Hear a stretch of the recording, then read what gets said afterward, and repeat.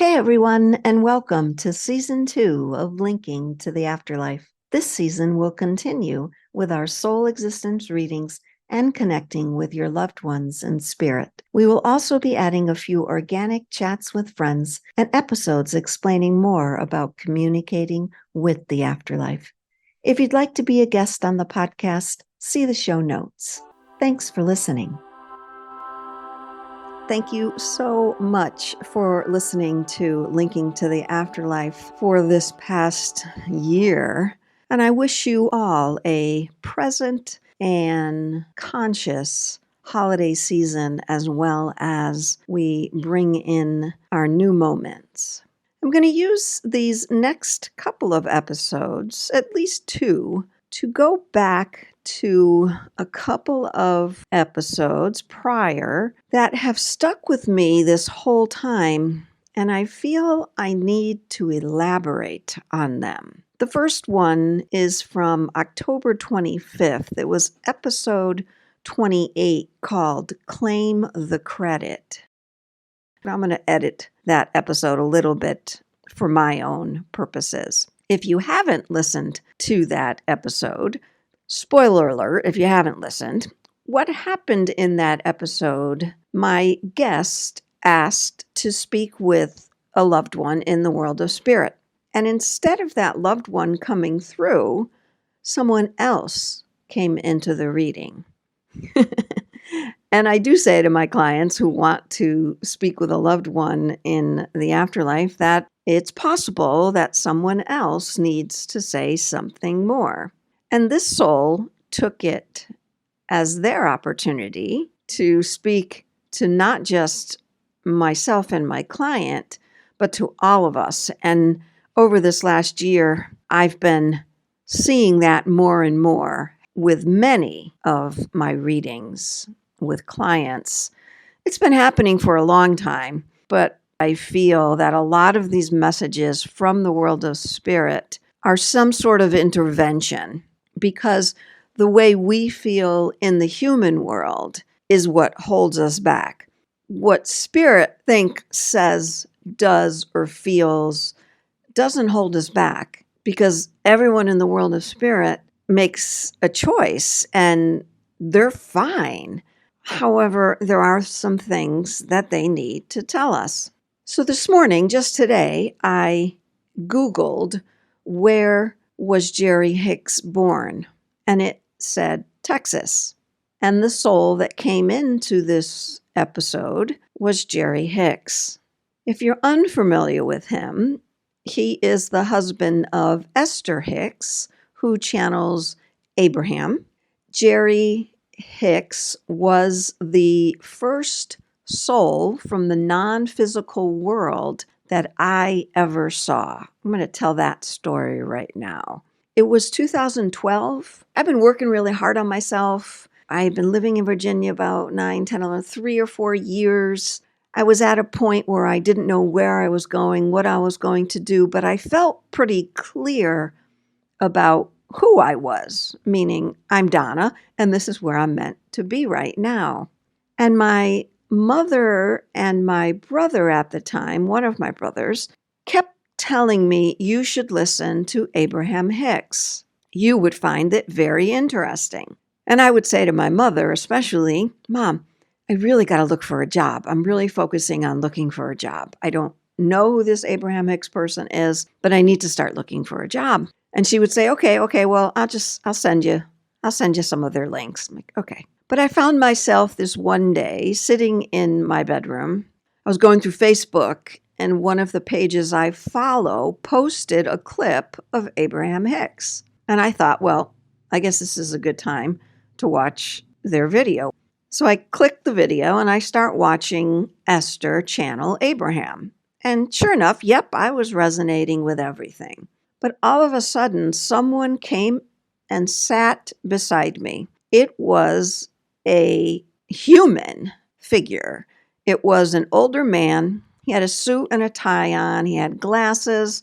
Like older men, that was my jam. So I'm like, wow, great. Older man, unavailable. My type, right? But What I find so very interesting about this, because again, I had not become a medium. I had never seen spirit before. I've had some pretty cool out-of-body experiences and some cool meditations, but never had I seen someone like this in human form, but I knew very well he was not human. I couldn't see through him. He was actually human form. I didn't touch him, so I don't know if my hand would have went through him. None of those thoughts were even in my head at the time. But I said to him, "Who are you?" And he responded by pointing to my computer screen and telling me to click the link that was on that video. And I said, "Yeah, but who are you? I want to know who you are. Why are you here?" And he said, "Donna, click the link." He knew my name. Again, there was no part of me that was freaked out about this. It was daylight, so it didn't freak me out. I asked one more time, "Will you tell me your name?" And he said again, "Click the link." When I clicked the link, it brought me to a picture of Jerry and Esther Hicks. It was the first time I had ever seen or known that Jerry existed. And it was an exact splitting image down to the exact thing that he was wearing of the guy that was sitting with me in my room that day. So I turned to him and said, "Hey, that's you." And he was gone. In reality, truth be told, he did tell me who he was by telling me to click the link. Since that day, I did a deep dive into all my past lives with Jerry Hicks, why he was with me, and that started my road to the person I am today and my mediumship. I've channeled many messages from Abraham. I actually saw them in a vision one day too, which was very cool. Channeled many messages from Jerry, and he and Abraham Lincoln came together as duos in future readings of mine. But let's get back to the podcast episode number 28 called Claim the Credit. When I was giving that reading, a gentleman came into my head after my client said the name of their loved one. And that gentleman was wearing a cowboy hat, cowboy boots, Western, and talking with a drawl. In my moment, I felt it was Jerry Hicks, but I wanted to make sure it wasn't the person who she was asking for. So she confirms, no, that's not the loved one I was asking about. And I asked her, "Do you know who Jerry Hicks is?" She said yes. And I said, "Great. Well, it appears that Jerry is here to tell not just the two of us a message, but all of us a message." And he took this opportunity to work off the vibration of both of us to allow this message to come across. And I was in full medium mode at that moment. So it was a very eye-opening experience for me. Now, I always spoke to Jerry. I channeled Jerry before, but this was different. This was him taking advantage of me not being in Donna mode, and someone else was involved now. What I'm going to do now is play some of that podcast, some of the clips of that podcast, and I'm going to ask all of you to take direction from this, because for me, it was very expansive. When I claimed my credit, this is what Jerry was saying, something big happened. And I explained that at the end of the podcast, so I'll share that at the end of this one. If we think of karma as something, I'll put in quotes, bad. So if you're saying, there's something in your life going on right now, challenges, you might say to yourself, "Oh, that's karma. That's happening from another life or whatever that now I've got to deal with." This was the point of this episode, that karma does not exist. Credit does. However, if we continue to view a past life thing as negative or bad, we're not going to pick up the vibration of the credit. With this new paradigm thought of non-duality, meaning there's no good, bad, right, or wrong, it doesn't mean that things aren't challenging, that things don't make us sad, they aren't hurtful, they aren't horrendous. What Spirit tells us for the new paradigm is to begin to recognize all things are expansive for our human existence. Everything that happens to us is expansive for our human existence. I never liked the word karma, never used it, never understood it when someone used it because they were maybe wishing on someone did bad, again in quotes, and then someone said about that person, oh, that's fine, karma will get them in the end. I didn't like that because that didn't sound nice to say that someone deserves something bad because they did something bad. That to me was not expansive, it was limiting. So I never used the word karma. One day, I bought a new car and I was registering it in Florida. So the plate came to me, and the plate, my license plate was KRMA, the number 4 and the number 2. And I was with my mom at the time, and we both looked at it. And I said, Mom, what does that say to you? And she said, Karma 42. Yes, it does, doesn't it? And for 2 years, I looked at that plate and did not know the reason I received a plate that said Karma 42. Because I didn't like the word karma. What's happening? Until I drove to a friend in Florida. She looked at the plate and she said, oh, Karma 42. And then it clicked. Karma 42, not 42, 42. Karma is for 2 people. If someone in your life does something and you think, oh, don't worry, karma will get them for that, it's you and them. It's the 2 of you replaying something from a past life. Not just them, but the 2 of you replaying something. And it's your choice in that moment to just say, oh, it's their problem, or say, let me figure out what I have to do with this. And don't use the word karma. Now, after you listen to this clips of this episode, you're going to claim credit from past lives. Credit that's been sitting on account for your humanness to use in this lifetime. And I want to give, I don't want to say a warning, but when things happen to me after I've been asking for spirit, show me, I'm ready, I don't use good, bad, right, wrong. And if something happens that hurts me or causes me some sadness or causes me to really dive deep into some feelings, maybe that I've held down deep, time to come up again, I still say thank you at the end of the night. Thank you for showing me that I was ready. So when you claim your credit, and I'm going to ask that all of you listening do this when you're ready, claim your credit, just state it, and then see what happens. But also know that you're ready for what's going to happen.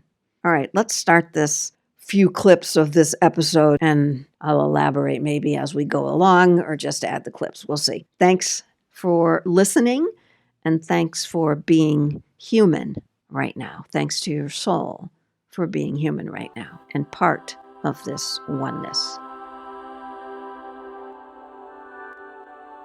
Can you now state the first name of the loved one that you'd like to link with?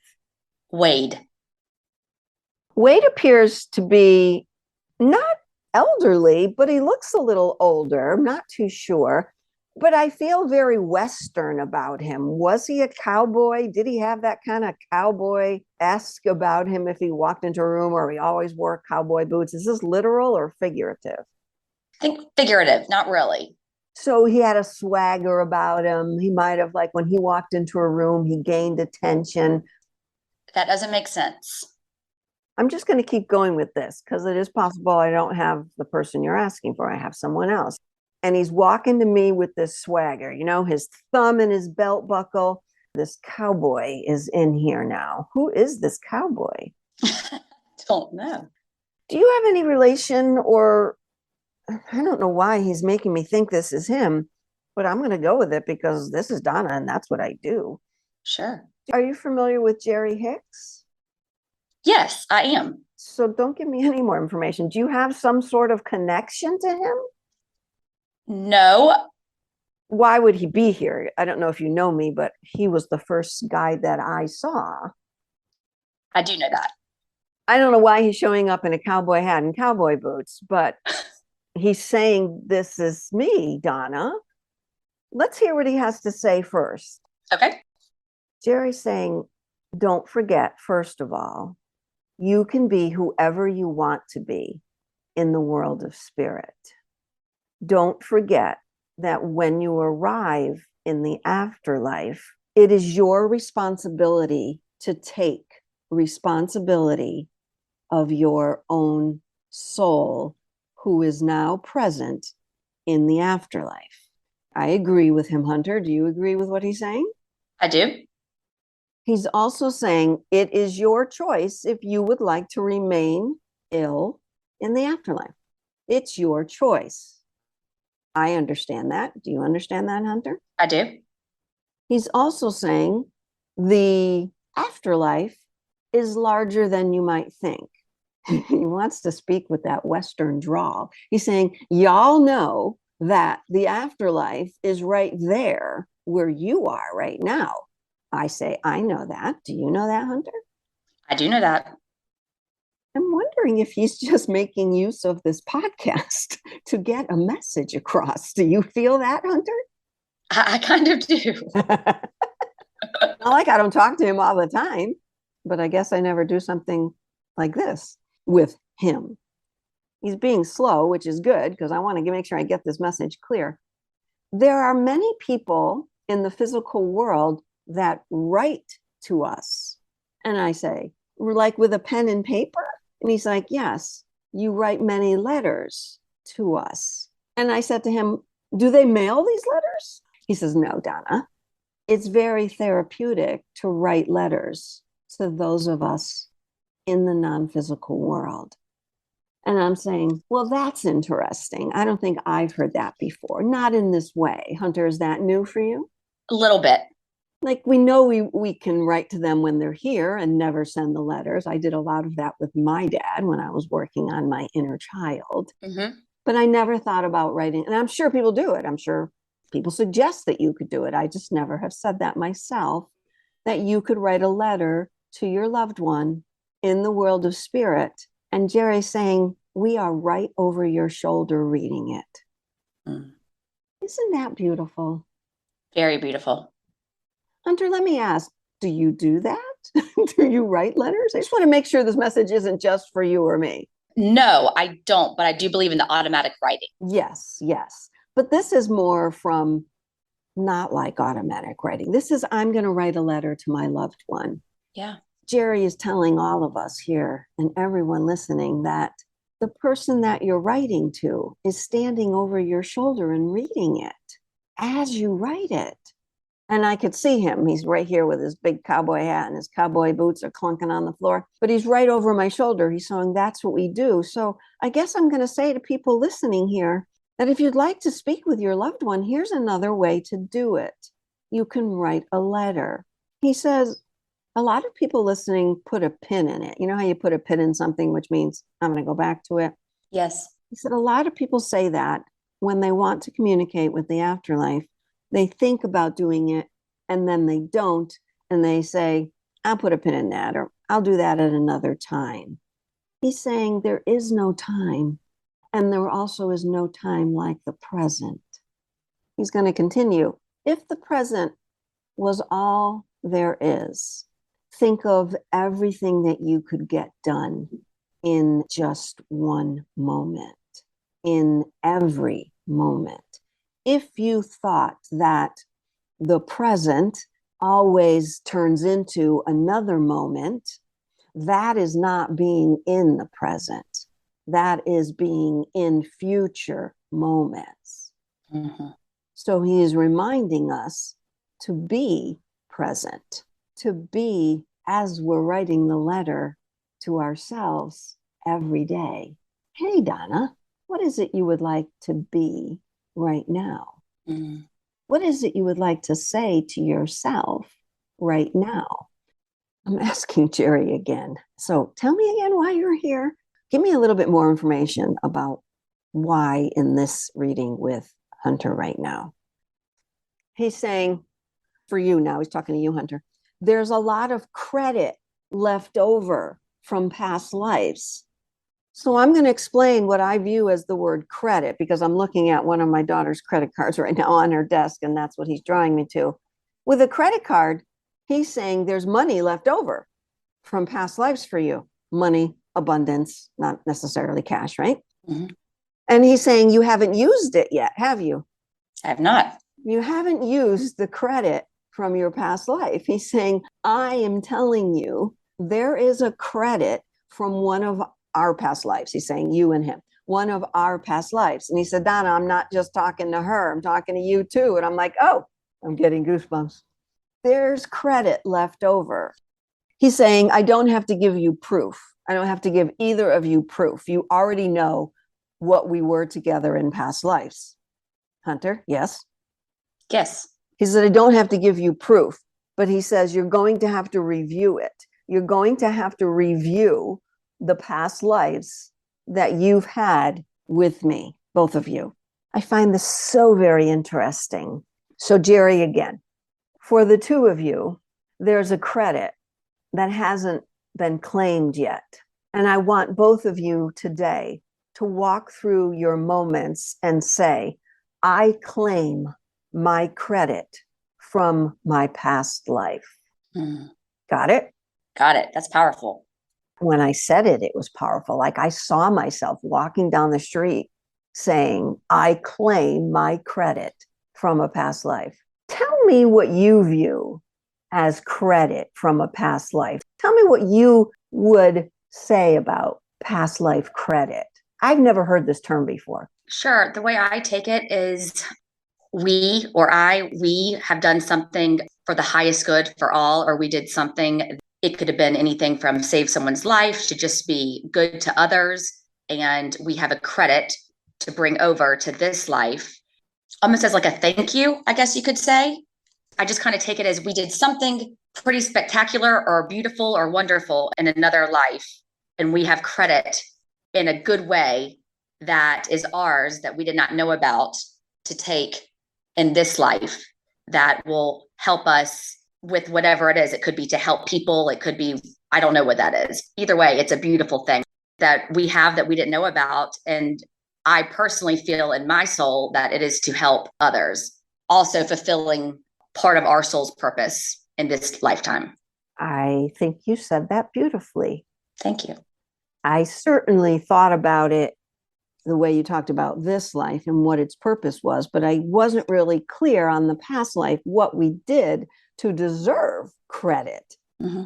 But it really could be anything. It could be, like you said, you helped somebody, you did some work, or you yourself spiritually evolved. You just never got a chance to talk about it in that past life. And that created a credit. Mm-hmm. Never heard this before. Have you ever heard it before? I have never heard it before. I'm going to go Google it afterwards just to see if I am too. I'm going to say I'm the first one to say it. Yes. Jerry's telling me, goosebumps again, that you and I were in the same past life. Wow. Hunter, this has never happened in the 10 years I've been giving readings.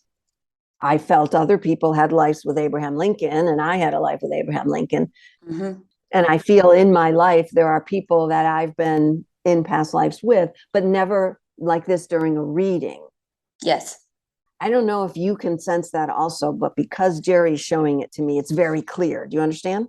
100%. So he's saying, I want to talk more about the credit. He's very comfortable in his cowboy status. Did he? I don't even know if when he was here, he lived in Texas, if that's where he's from. I don't know much about him from this life.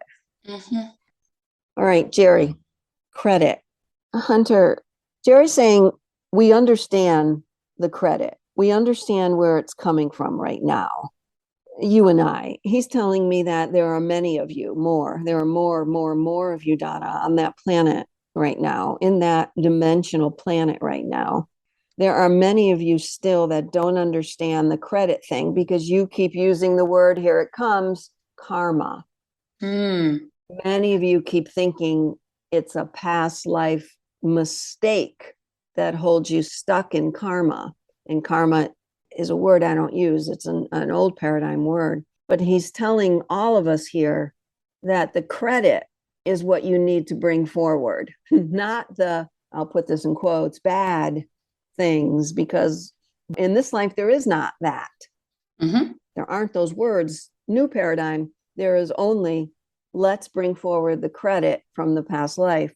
Oh, it's not a debit, Hunter. Right. Past lives aren't debits, they're credits. Credits also. He's saying you could go back, all of you, go back to a past life and get the credit. He says you don't have to do the past life work. You don't have to if you don't want to, or you can't get to somebody that can help you with that. You don't have to. So all you have to do, to everybody listening, all you have to do is stand up and say, I would like to claim my credit. I want to claim my credit from my past lives. He said, that's right, Donna. Lives, plural. You don't have to claim it from just one. If you want it all now, take it. Take it all now. Take all your credit now if that's what you want. It won't be overwhelming. You understand, Hunter? I do. So, Hunter, do you have any questions about this credit that while Jerry's here, we can ask him about? I don't think I do. I think it's something to just kind of, it's like what he said, to say out loud when we get off of this. And I kind of just trust that. I kind of just trust that process. Because if you were to claim, like, say you went, into a store, like I have to return something later, I'm going to get that money back. Mm-hmm. And if you went into a store and they said, hey, you have a credit on account that you forgot about, like, oh, great, give it to me. They're just going to put it into your bank account. Mm-hmm. And we all know in the new paradigm, it's not really about cash. It's about abundance. It's about whatever you want to do with your life. Mm-hmm. That's what credit means. It's not just about, I need the money to do this, because you don't. Right. You just need the credit, whatever form it's going to come in and create for you now, in this moment. How's that sound? Sounds wonderful to me. Okay, Jerry.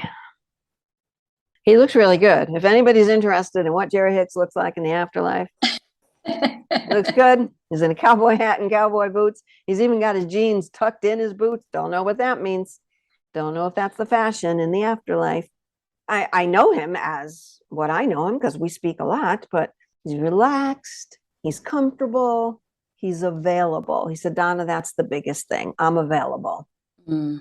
As all of us are here in this dimension that is right with you.